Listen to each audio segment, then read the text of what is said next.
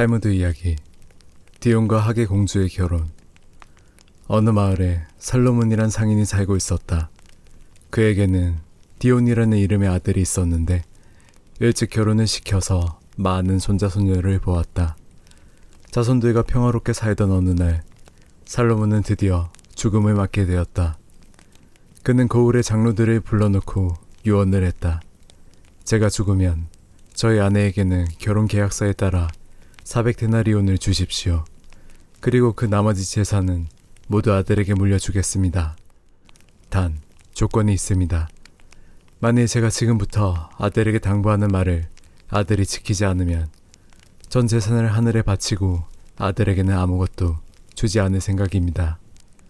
그리고 나서 아버지는 아들을 불러 장로들 앞에서 유언을 했다.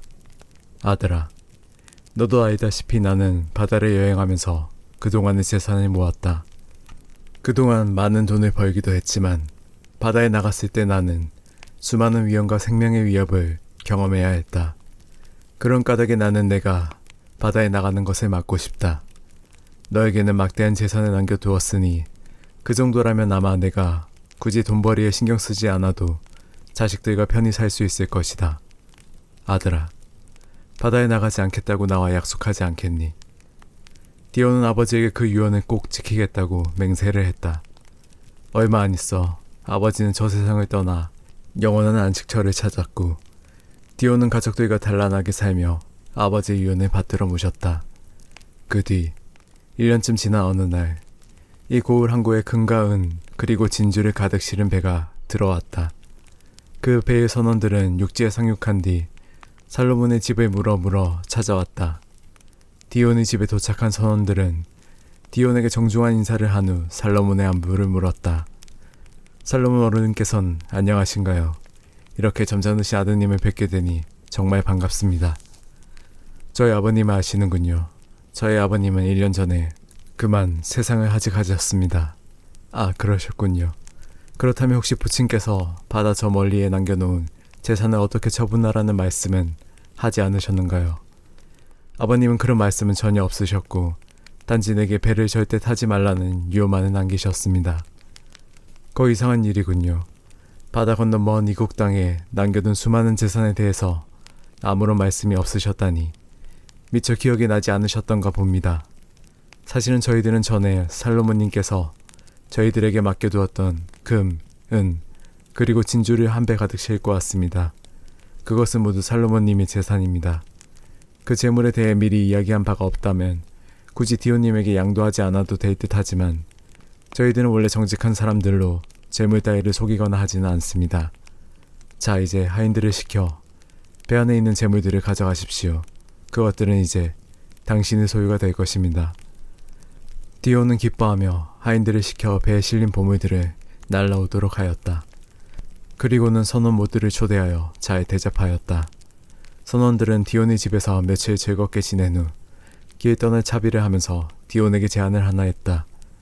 저희들은 돌아가신 살로몬을 매우 현명하고 지혜로운 분이라고 여기고 있습니다. 하지만 디온님에게 배를 타지 말라는 유언을 남기실 때는 이미 목숨이 경각에 달렸던 무렵이라 평소처럼 맑은 정신 상태가 아니었을 겁니다. 그래서 디온님께 그런 맹세를 시킨 듯이 보입니다. 그래서 드리는 말씀인데 바다로 나가 큰 장사를 해보는 것이 어떻습니까? 이 고을에 이 나라에 값 비싸게 팔 수 있는 물건들을 사드리겠습니다.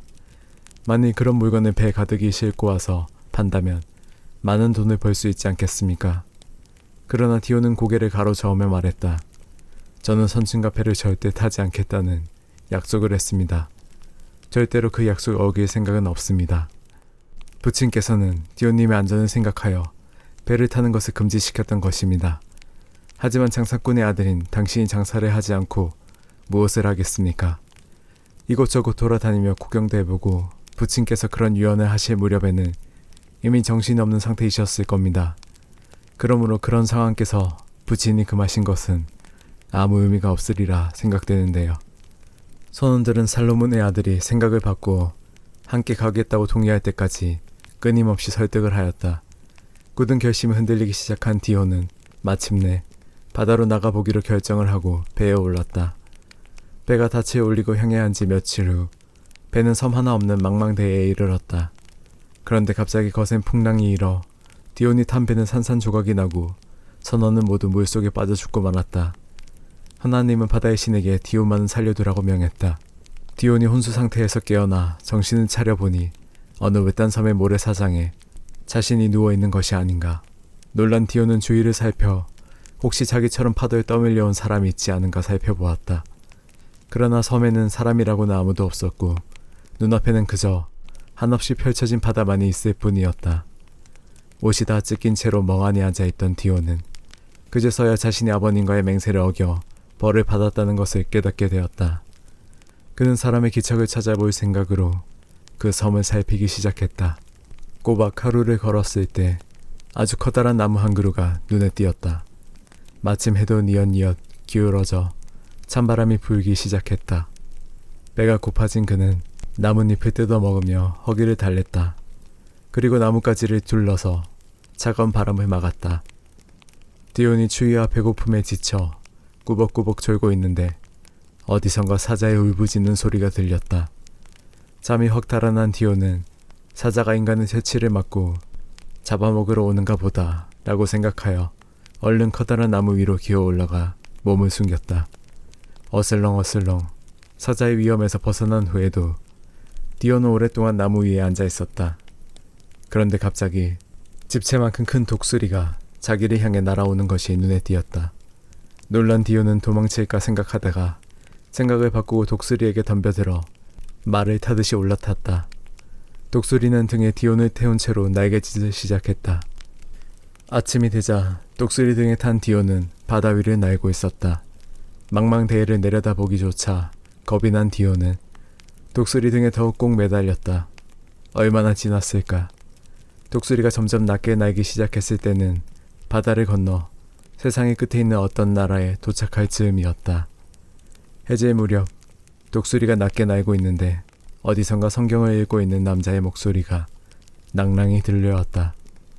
이 나라에는 유태인이 살고 있는 게 분명해. 이곳에 내리면 나를 친절하게 맞아주겠지. 어쩌면 그 사람들 밑에서 종살이라도 할 수 있을지 몰라. 이렇게 생각이 들은 디온은 독수리가 회당 앞을 지나갈 때 사뿐히 내렸다. 땅에 두 발이 닿자 잊고 있던 배고픔이 밀려왔다. 간신히 기운을 차려 회당 문 앞에 이르렀으나 문은 잠겨 있었다. 문 좀 열어주십시오. 그의 간절한 외침에 안에서부터 한 소년이 나왔다. 댁은 누구신지요? 나는 유태 사람으로 하나님을 섬기고 있는 사람입니다. 소년은 그의 말을 사자에게 그동안 자신이 겪었던 이야기를 모두 털어놓았다. 그러자 사자가 입을 열었다. 당신이 그동안 겪은 일들이 딱한 일이긴 합니다. 그러나 이곳에서 받을 고통에 비교하면 아무것도 아닐 겁니다. 이곳은 사람이 사는 곳이 아니라 정령들이 사는 고을이랍니다. 사자의 말에 놀란 디온은 사자의 발밑에 몸을 던지고는 울먹이며 애원했다. 그럼 전 어떻게 해야 하나요? 사제님, 부탁드립니다. 제가 어떻게 해야 이 고을에서 생명을 부지할 수 있을까요? 제발 가르쳐 주십시오. 그의 간절한 애원에 측은함을 느낀 사제는 우선 자기 집에 디온을 데려가 음식을 주며 기운을 차리도록 했다. 그날 밤은 사제의 집에서 묵었다. 이른 아침 사제는 디온을 데리고 회당으로 갔다. 이제 잠시 후면 정령들이 올 것이요. 내가 당신의 일을 이야기할 때까지는 아무 말도 해서는 안 됩니다. 명심하셔야 하오. 그 말이 끝나자마자 천둥이 울리고 번개가 쳤다. 그리고는 한때의 정령들이 회당으로 들어섰다. 디온은 몸이 부들부들 떨려 곧 정신이 잃어버릴 것만 같았다. 정령들은 곧 소리내어 아침 기도를 드리기 시작했다. 그런데 얼마 안 있어 사제 옆에 있던 정령이 작은 목소리로 중얼거렸다. 이상하군. 이 회당 안에서 인간의 냄새가 나는 것 같다. 그 정령의 중얼거림은 곧 회당에 모인 정령들 사이에 퍼져버렸다. 사제는 정령들이 부르는 성가가 끝나기를 기다렸다가 말을 꺼냈다. 내가 할 말이 있으니 잠깐 성가를 멈추어라. 무슨 말인지 해보아라. 너희들에게 부탁할 것이 있노라. 이 회당 안에 인간이 한 명 들어와 있는데 이 인간에게 해를 입히지 말기를 바라네. 나에게 보호를 요청한 사이라네. 왜 인간이 우리들 속에 있습니까? 도대체 그는 어떻게 여기에 오게 되었습니까? 사제는 디온이 겪은 이야기를 모두 해주었다. 그러자 정령들이 말했다. 부친의 유언을 무시하고 맹세를 헌신짝 버리듯이 한 자를 무엇하려 살려둡니까? 사정 볼 곳 없습니다. 그 자는 죽어 마땅합니다. 이 사람은 그동안 너무나 많은 불행을 경험했고 지금 그 사람은 충분히 자기 잘못을 뉘우치고 있네. 더구나 성전을 달통하고 있으니 살려주는 게 옳지 않겠는가? 만일 죽임을 당해야 할 사람이라면 하나님께서 바다와 사자 그리고 독수리로부터 구해주셨을 리가 없지 않는가?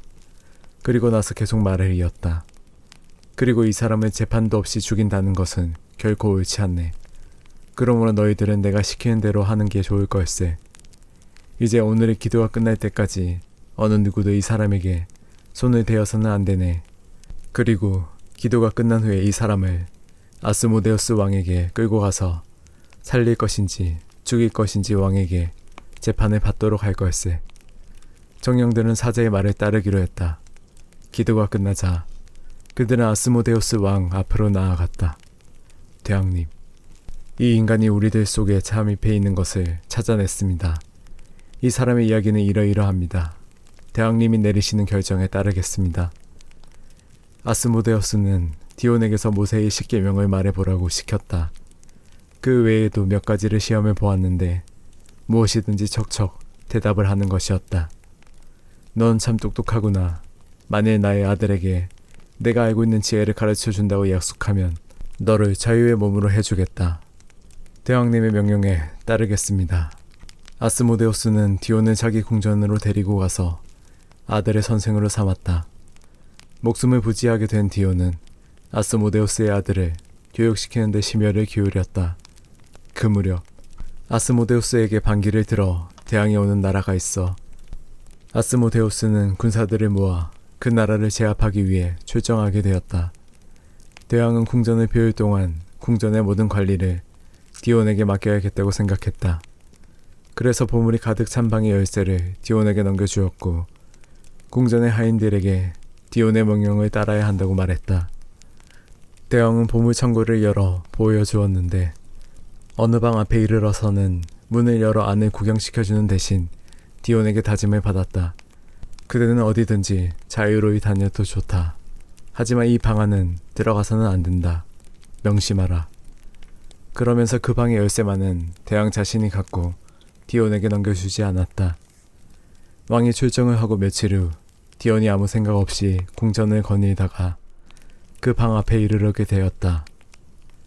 호기심이 발동한 그는 그 방 안에 무엇이 있을까 궁금해서 방 앞으로 가까이 다가가서 문에 귀를 갖다 대었다. 그때 돌연 방문이 열리더니 금으로 된 의자에 걸터 앉아있는 아스모데우스의 딸의 모습이 눈에 들어왔다. 공주의 얼굴의 자태는 더할 수 없이 아름다웠다. 들어오시오. 우매한 인간이 어찌하여 아스모데우스 왕이 그만 행동을 했단 말이오. 당신은 오늘 당장 죽게 될 것이오. 나의 아버지는 이미 당신이 이곳에 들어온 것을 아셨을 거예요. 지금쯤 칼을 빼들고 당신을 죽이려 달려오고 있을 거예요. 이 말을 들은 디온은 공주의 발 아래 엎드려 용서를 빌었다. 그리고 나쁜 뜻은 없었노라고 설명했다.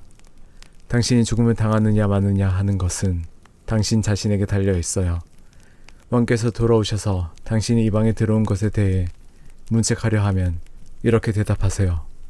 제가 이곳에 들어온 것은 공주님을 몹시 사랑하고 있기 때문입니다. 공주님과 결혼하기를 원합니다. 그렇게 말하면 아마 대왕께서 당신의 소원을 들어주실 겁니다. 대왕은 당신이 이곳에 온 그날부터 당신이 마음에 들어 나와 결혼시킬 작정이셨죠. 당신이 성서를 잘 알고 있다는 게 대왕의 마음을 움직였던 겁니다. 디온은 공주의 말을 명심해 들었다. 그가 방에서 막 나서려 할 때 갑자기 아스모데우스 왕이 녹이 등등하여 나타났다. 감히 나의 명령을 어기다니 너는 죽음을 당함이 마땅하다. 대왕님, 잠시만 저의 말씀을 들어주십시오. 제가 공주님을 너무 사랑한 나머지 대왕님의 명령을 어기고 말았습니다. 공주님과 결혼하도록 허락해 주십시오. 내가 내 딸을 그렇게 사랑한다니 허락하도록 하지. 하지만 전쟁이 끝날 때까지 기다려야 한다. 아스모데우스는 결혼을 승낙하고는 다시 사라져버렸다. 다시 전쟁터로 간 대왕은 적을 무찌르고 젖곡을 쑥밭으로 만들었다. 그는 부하들에게 큰 소리로 외쳤다. 우리는 승리했노라. 자, 이제 돌아가자. 공주의 결혼식이 기다리고 있다. 병사들은 크게 기뻐하며 가축과 닭을 잡아 향연에 대비하였다. 아스모데우스는 사랑하는 딸의 신랑에게 수많은 보물을 선물로 주었다.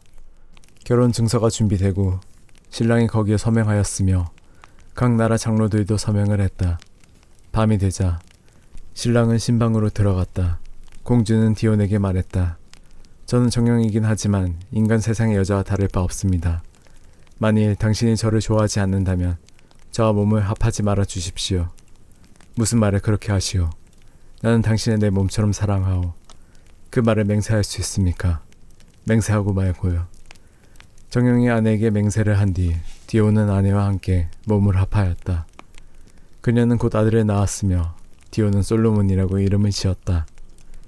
불순한 동기에서 시작된 애정은 그 동기가 사라지면 바로 죽어버린다. 죽음을 부른 디온의 배신.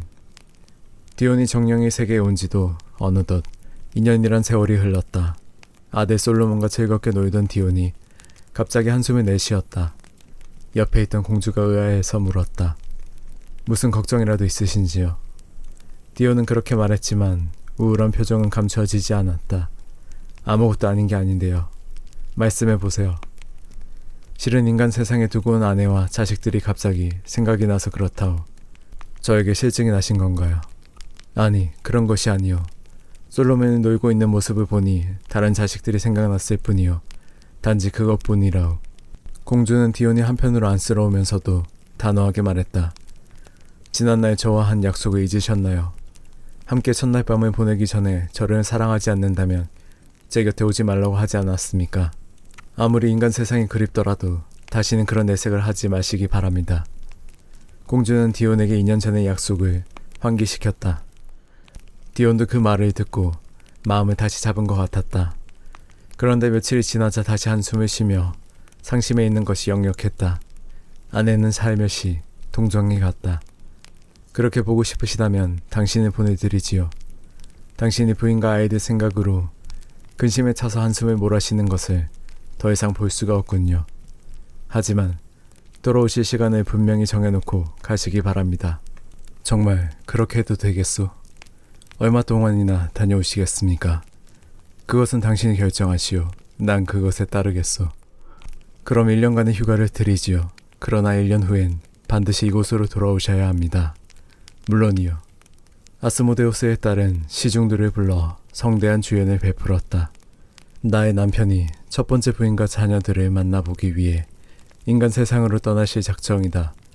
너희들 중 누가 그곳까지 나의 남편을 모셔다 드리겠는가? 제가 모셔다 드리지요. 테이블 끝에 앉아있던 외눈박이 곱추 시중이 자원을 하고 나섰다. 그분이 고향까지 하루 만에 모셔다 드리겠나이다. 그렇게 해주겠나? 나의 남편이 무사히 고향에 닿도록 애써주려무나. 절대로 나의 남편의 신변에 해가 없도록 해야 하느니라. 분부대로 거행하겠나이다. 공주는 남편을 향해 인사의 말을 건넸다. 안녕히 다녀오십시오. 그리고 1년이란 기간을 꼭 지키시길 바랍니다.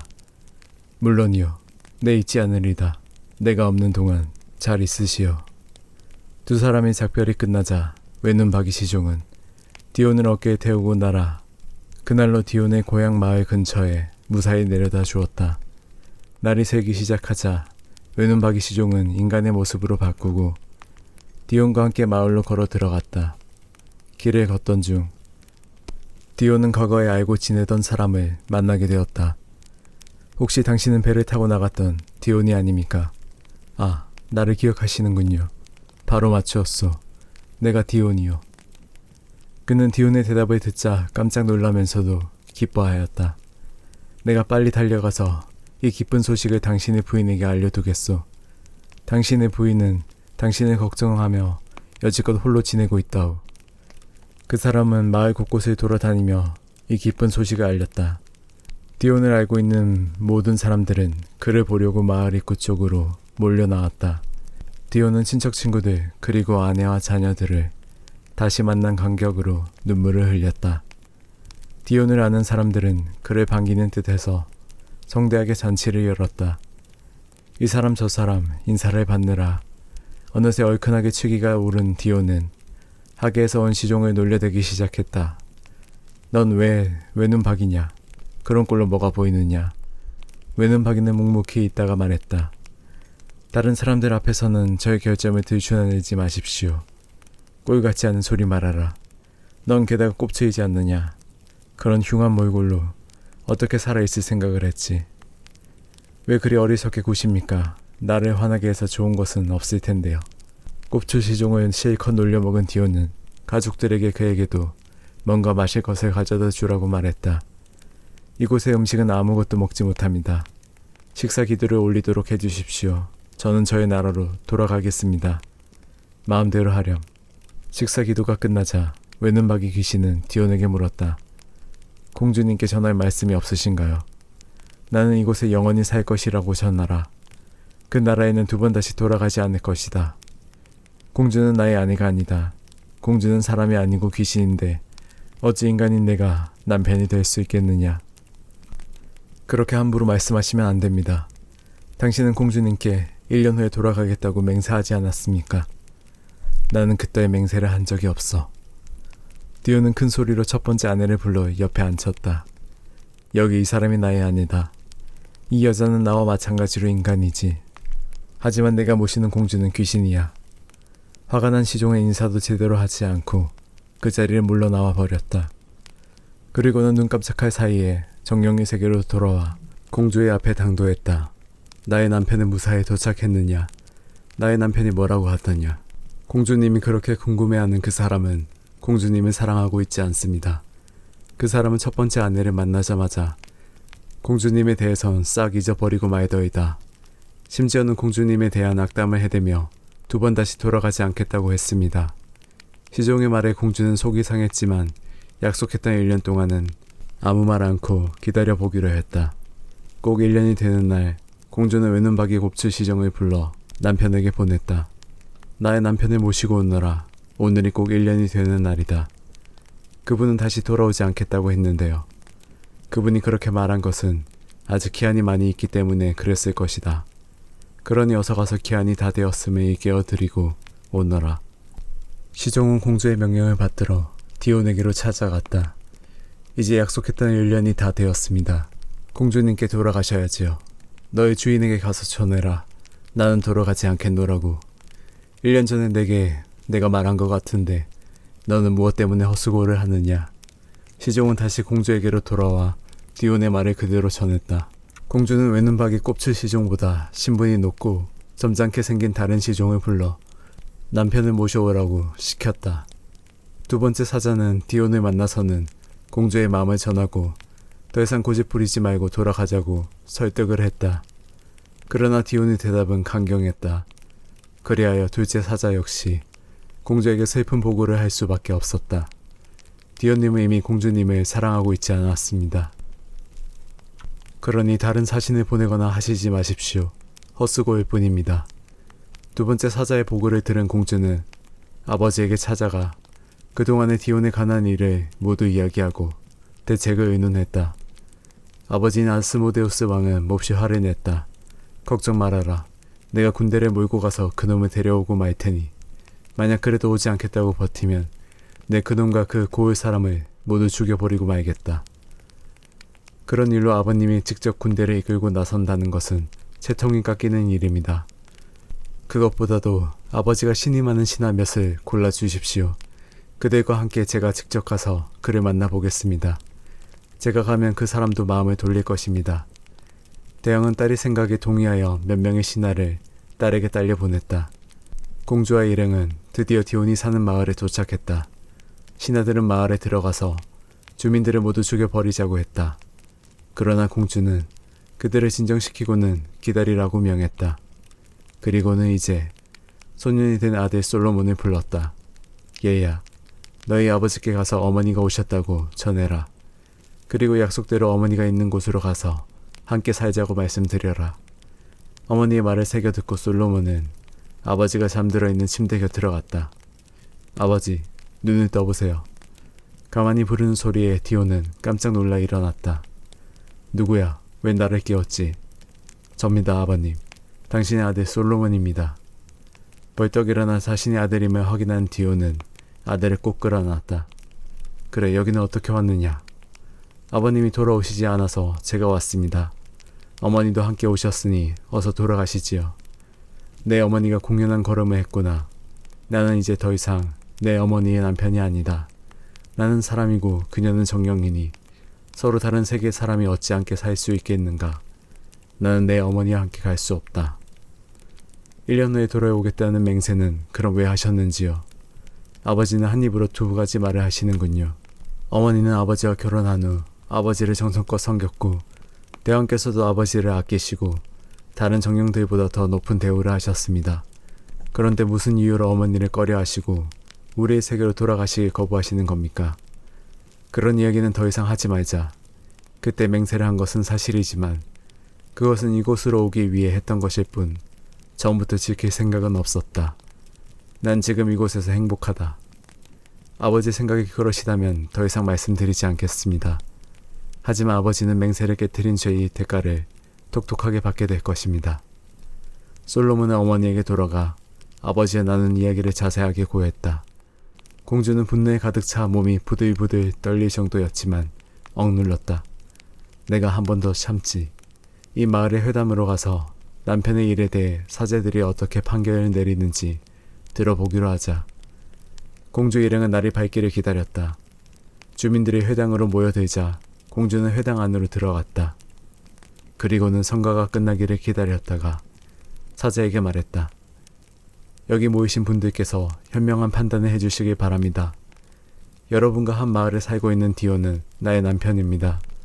그 사람이 죄를 짓고 저희 나라로 도망쳐 온 것을 저희 아버지인 아스모데우스 왕이 불쌍히 여겨 구해주셨을 뿐만 아니라 잘 보살펴 주셨습니다. 그는 저와 결혼을 하고 계약서에도 서명하였으며 평생 동안 나를 버리지 않겠다고 맹세했습니다. 그런데 지금 디오는 나를 배신하고 나 아닌 다른 부인과 이곳에서 살겠다고 합니다. 그의 행동이 옳은지 그른지 여러분들께서 올바른 판결을 내려주시길 부탁드리겠습니다. 회당의 사제들은 디온에게 물었다. 그대는 왜 저 여인을 버리려고 하는가? 제가 이 여인과 그런 약속을 했던 것은 두려움 때문이었습니다. 저는 이 사람과 살고 싶은 마음이 없었습니다. 인간인 내가 어떻게 정령의 여자를 아내로 삼겠습니까? 이 여인은 자기 나라로 돌아가서 자기와 같은 정령의 남편으로 맞아 할 것이라고 생각합니다. 저는 이 인간 세상에서 처음 결혼했던 아내와 살고자 합니다. 아스모데우스의 딸은 다시 한번 사제들에게 말했다. 여러분들은 아마도 저희 남편 디온에게 죄가 있다고 판결하시리라 생각합니다. 하지만 디온이 저렇게 말을 한다면 사제님들께서 어떠한 판결을 내리시든지 저 사람과 함께 돌아갈 생각이 없어졌습니다.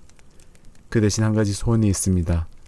마지막으로 디온과 키스할 기회를 저에게 주십시오. 사제들은 디온에게 이 여인의 소원을 풀어주라고 명령하였다.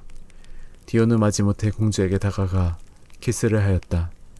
공주는 그 순간을 놓치지 않고 디온의 목에 팔을 감고 조르기 시작했다. 이것은 당신이 맹세를 깨뜨리고 나를 웃음거리로 만든 것에 대한 벌이요. 당신은 나를 일생 동안 독신으로 만들었으니 이번에는 당신의 부인을 일생 동안 독신으로 만들 차례요. 디온은 힘없이 팔을 내젓다가 이윽고 목숨이 끊어졌다. 그녀는 회당의 사제들에게 명했다. 당신들도 죽음을 당하지 않으려면 나의 아들 솔로몬을 두고 갈 테니 훌륭하게 키워서 당신들의 왕으로 삼으시오. 솔로몬은 인간의 피를 이어받았으니 이 세상에 남아있어야 하오.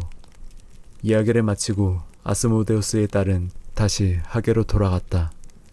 회당에 모인 사제들은 공주의 바람대로 솔로몬을 훌륭하게 키웠다. 그리고 훗날에 왕자에 추대하여 왕위를 이어받도록 하였다.